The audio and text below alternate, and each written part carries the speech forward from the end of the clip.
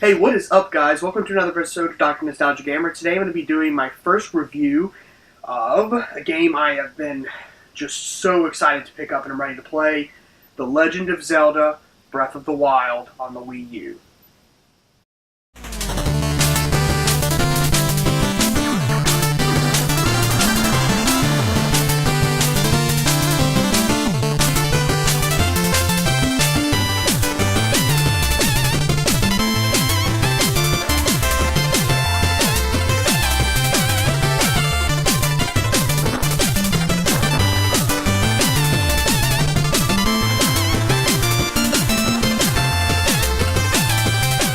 Alright, so let's start off with more of just a kind of an overview so far of the game.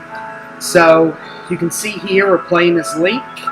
As I said before, this is 50 hours in, so I've played some of the game, done some side missions, done some main missions, but I don't think I'm even anywhere close to being finished with beating even the main storyline. I think I'm probably at least, I'd say I'm probably about a third to maybe a little bit more than a third of the way through the main line of the game.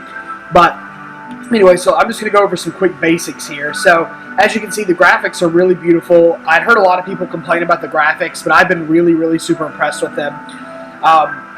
It's really cool that Nintendo was able to take this game and to make a fusion between an RPG and a game like The Legend of Zelda. It's really cool to be able to play a game where I play as Link again, and it's an RPG game where I can complete side missions and I can collect weapons and do upgrades and cook food and all sorts of awesome, crazy stuff. But anyway, so just a couple of quick little things. So as I said before, you're playing as an adult Link.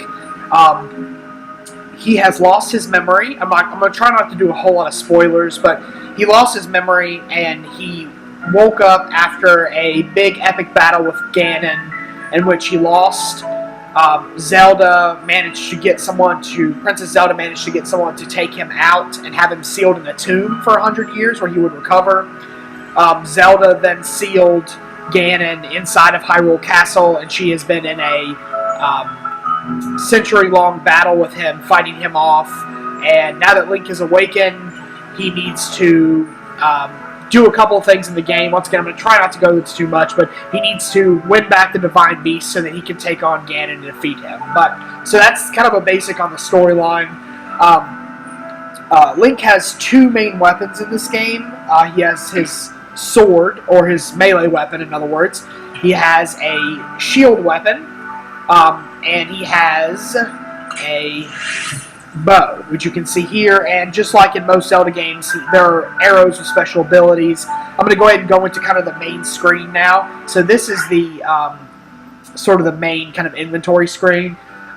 You can see that there are multiple little parts. We have a weapons screen, which is where he gets melee weapons, and you can expand this as time goes on by completing a side mission for something. Once again, I'm not going to try not to go into too much spoilers, but you can see that you can have all sorts of weird weapons, things like torches, which are just used for lighting fires. So all of these weapons have the little numbers you see. That's how strong they are. And the ones that are sparkling means they've never been used in battle before, because probably my biggest negative about this game is the fact that weapons break over time. So you only get so many hits with a weapon before it breaks. And what I've noticed is that the lower a weapon is on the scale, the lower the toughness of a weapon, overall the faster it breaks, and the higher up the weapon, the slower it breaks, so the more hits you can get before it breaks. So moving on into the bows and arrows section of the menu, you can see that you can have multiple bows and multiple different sets of arrows. Moving on into the shield section, as you can see, you can also carry multiple shields in the game, and you can pick whichever one is best for you. To change a weapon or a shield or anything like that, you just click on it and select. And if you don't want something, like if you're done with it, you can actually drop it. As you can see, things have different levels, and you can maximize the best shield for what you have. Once again, shields also break, so the more that you defend yourself and the more hits that you take, the more likely it is your shield's going to break soon. Next up is the inventory for armor, which, as you can see, you can buy different outfits, you can buy different sets of armor.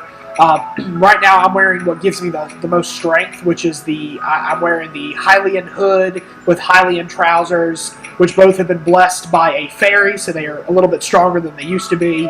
And then I'm also wearing the Champion's Tunic. As you can see, my total armor defense is level 18. I've also got the Warm Doublet, which protects you from frost, just like the Ice Tunic and the Fire Tunics from Ocarina of Time. This game reminds me a lot of Ocarina of Time. It's like Ocarina of Time and Skyrim had a baby. It's just such a cool game. Next up is materials, which is mostly food, but it's also this is one of the coolest parts I think of the game is food and cooking, because you can combine different ingredients and do later. And anyway, there's just so many different ingredients in this game. I mean, there's literally like hundreds of just ingredients that you can pick up in this game, all which serve different purposes. Some of them just give you boosts in your hearts. Some of them give you boosts in hearts and give you things like this. Like, for example, the Iron Shroom gives you half a heart, and if you cook it into a dish, it also increases the defense level of your character. Things like that. So you can see there's all sorts of stuff. If you kill animals, you get meat. So you can go hunting in this game. You can actually hunt down animals, and you can get different types of meats, which give you can hunt for fish. You can, get crabs and things like that. Get plants. You can also get random creatures that you find running around, things like frogs and fireflies and things like that. And you can combine those with other ingredients to actually make potions, which will give you different boosts as well. You can also collect different types of stones and ores that are worth a lot of money. I haven't found a use for them yet, but from what I've read in guides, I believe they're used to give you armor upgrades later in the game, like much later. But anyway, so I've got several of those, and they're worth a lot of money. So these are really good to have early in the game because you can sell them and use them to buy things you need to make yourself better. We got monster parts from monsters that I've killed. We've got ancient parts that are used to upgrade your Sheikah tab, and for other purposes too. I don't really know yet. Like I said, I'm still working through the game. I'm only 50 hours in, which for most games is a lot, but for this game is not. It's just that type of game. Then we've got the meals, which I'm showing here. These are things that I prepared using different things. So you can click on an item and hit recipe, and it'll show you how you made that particular item. And I think things like that are really cool. And you can actually make items that have other things too. Like, for example, this hearty fried wild greens is made using one hearty radish, and it gives a full heart recovery and gives you 3 bonus hearts for a short period of time. So that's pretty cool. Things like that are all part of it as well. And you can see that you have lots of storage for that kind of thing, where you can store lots of different foods that you've cooked.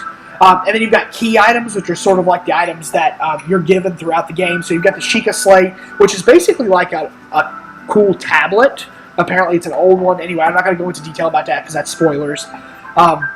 We've also got the paraglider, which I won't go into detail on how you get it, but that's something you get later in the game that helps you. You get this right after the prologue. You've got spirit orbs, which are given to you every time you complete a shrine. Then we've got Korok seeds, which are seeds that you can use for exchange. You can exchange those in for certain things. And then I'm not going to go into that because that's a quest item. But anyway, so there's that. You've got the adventure log, which you can select your main quests, which are all the main missions in the game that you complete. As you can see, your #1 mission is Destroy Ganon, which is, kind of obvious for this kind of game. And then that's sort of like the overarching mission. And then there are little sub-missions that help you with achieving this task that you have to complete first. Shrine quests, which are little quests. They're sort of like more difficult ways to find shrines. I'm not really sure. I haven't done one yet. Then you've got side missions, which are just little things you get from talking to people in different little villages and areas. And then you've got memories, which are little short videos that you can play once you've collected them, that just kind of tell you more about the story of the actual game itself. And then we've got the system screen, which is just, save, load. It tells you how to attack and things like that. There's another menu.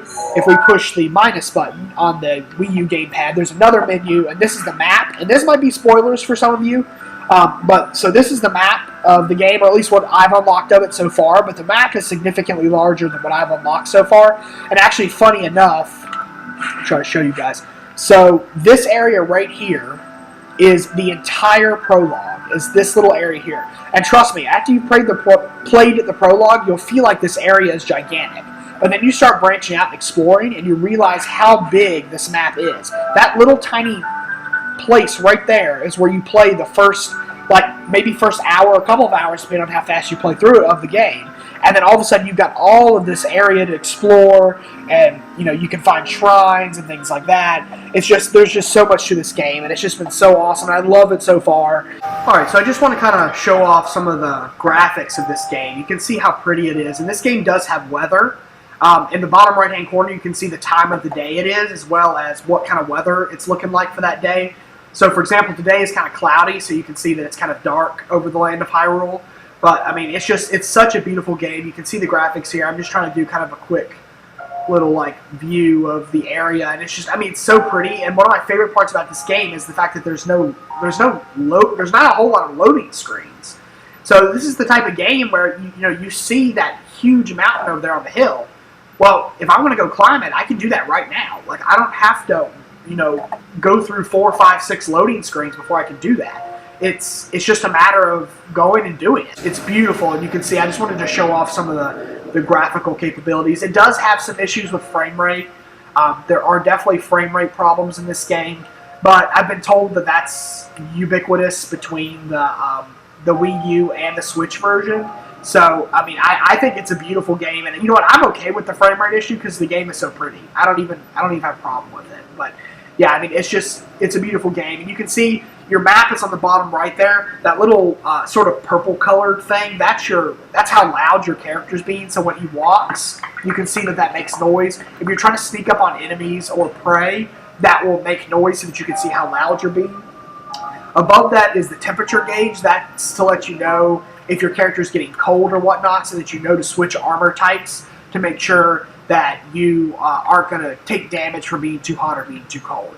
Now, what I'm standing on right now is one of the towers. So this game has these towers that appear, and they're sort of like the vantage points in, if you guys have played, which I'm sure you have, the Assassin's Creed series. They're like those vantage points. You get up here, and it's hard to climb. There's usually some kind of obstacle in the way of getting up here. It's not easy to do, but you have to do it. And once you do, you unlock sections of the map so that you can see what's going on around you, so that everything's not just a big question mark. You actually know where you are. You can see textures on the map and know where you're supposed to be going. And if there's a mountain, you can see if you're supposed to climb it or if you're supposed to descend it or whatever you need to do. But yeah, I mean, that's really cool, and I love this part of the game. One of my favorite things to do in this game personally is actually paraglide, which I will show you here in just a second. All you have to do is jump off and push the X button on the Wii U gamepad, and your character will paraglide. And I personally think this is one of the coolest parts of the game, is being able to paraglide, because it's a really good way to explore the territory of the game too. I'm probably going to end up having to battle these Bokoblins, which are they're like the lowest level enemies you fight in the game. They're the easiest to kill. And the cool part about this is that you actually aim using the Wii U gamepad. I know you guys can't see me, but I'm actually moving the Wii U gamepad slightly, and that changes the motion of how I move. And you can see that there's let's see if I can zoom in on it for you guys. So there's a chest over there. That chest is unlocked once I take out all these guys, not until. So I can't just sneak past them. I have to actually kill them. But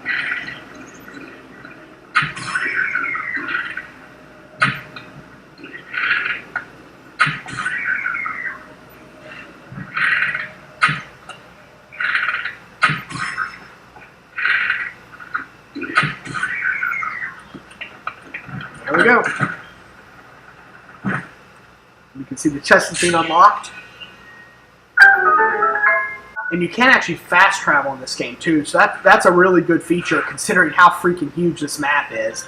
It's nice to be able to fast travel, so I can select an area I'd like to go to, something like Kakariko Village, and I can travel to that area using teleportation, which is an interesting use of the fast traveling.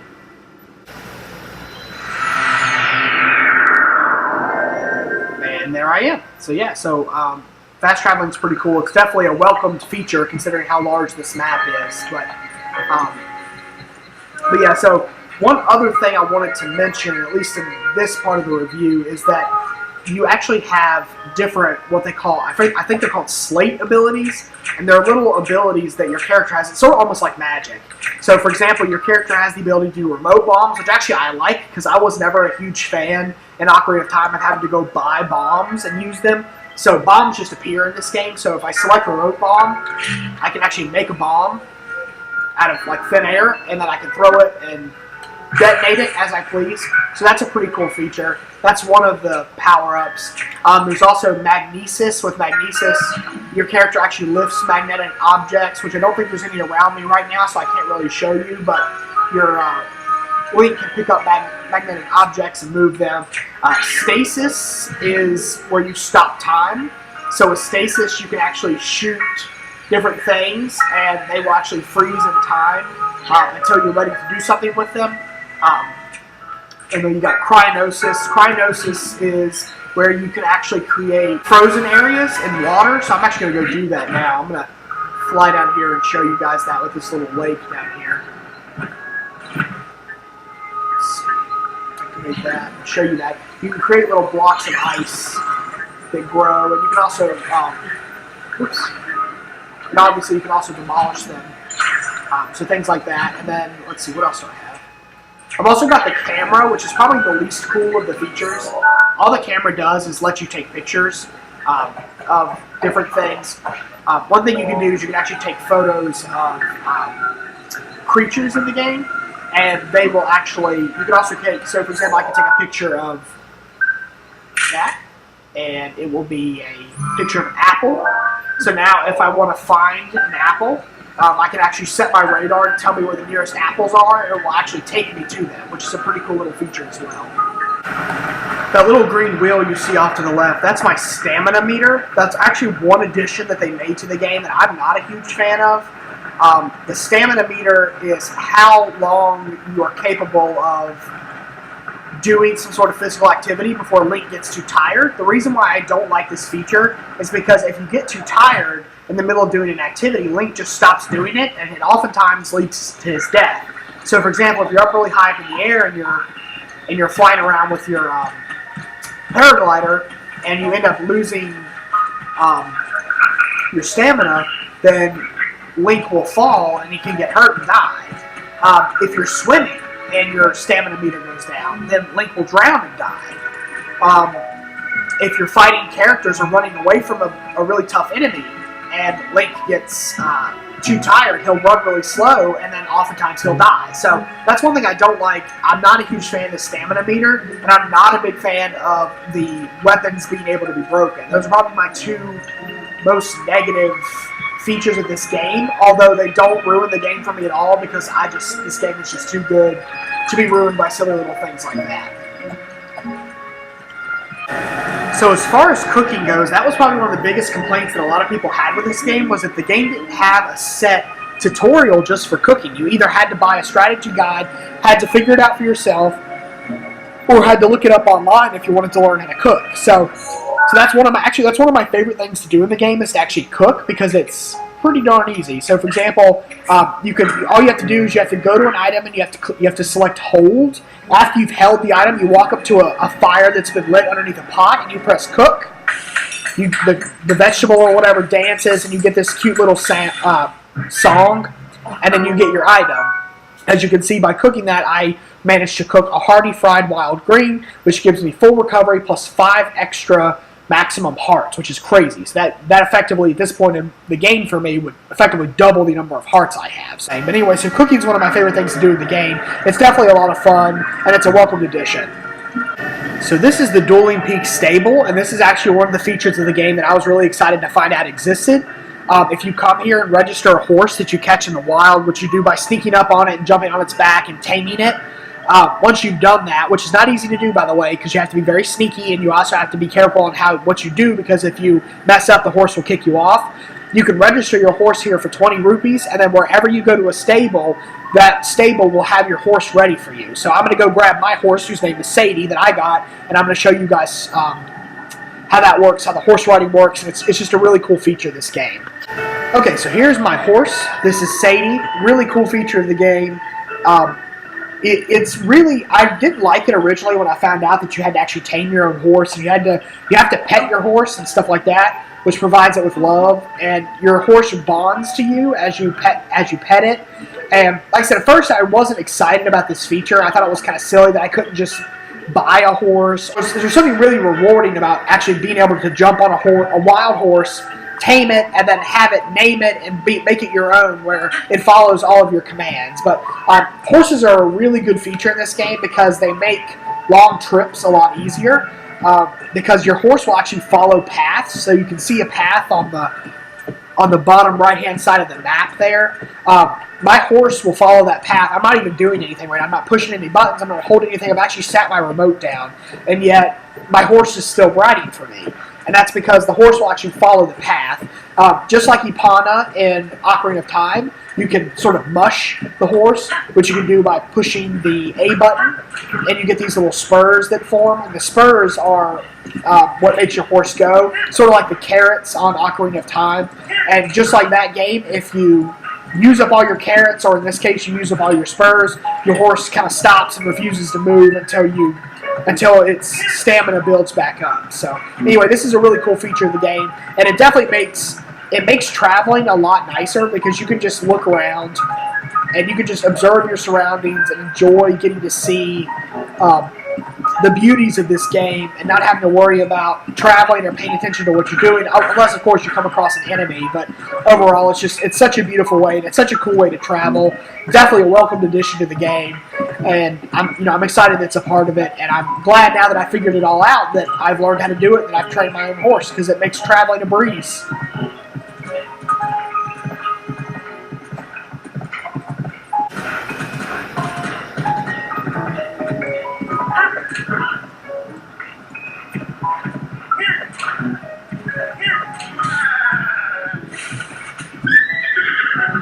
And as you see there, horses can also be used for hunting, actually. If you can manage to control your horse well enough to run up on an animal, you can actually kill it using your horse, and then you can collect the spoils of that. You can also call your horse as well. So, for example, if I go a little distance, now you can only do this from a certain distance away, but if I want to run away from my horse, I can actually whistle, and she will come running to me. As long as that little horse symbol you see on the bottom right hand of the map, as long as that's on the map where you are, she'll come running every time you whistle. So that's a pretty cool feature of the game as well.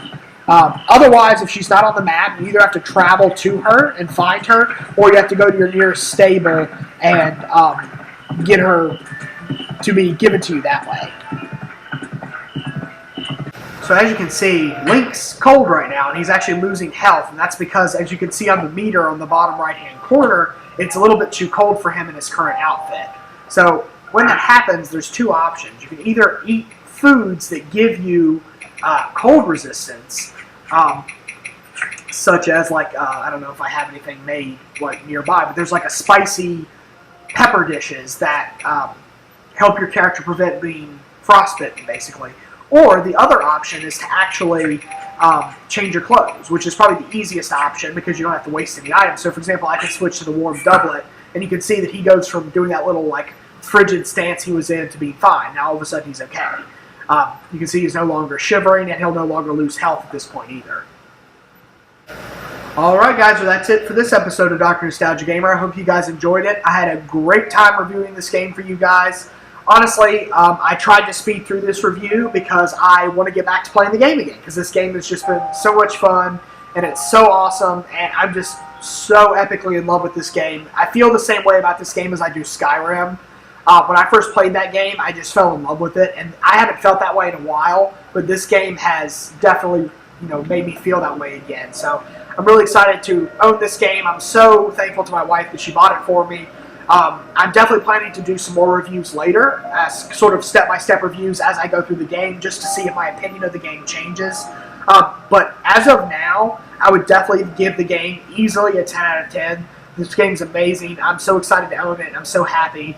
I'm so glad I picked it up, and it's met all my expectations so far. It's worth noting that thus far I've played the game completely on the Wii U gamepad, but because I don't tend to love the Wii U gamepad, I've actually recently decided to pick up a Pro controller, actually just for this game, because this game unfortunately doesn't support the GameCube controller or the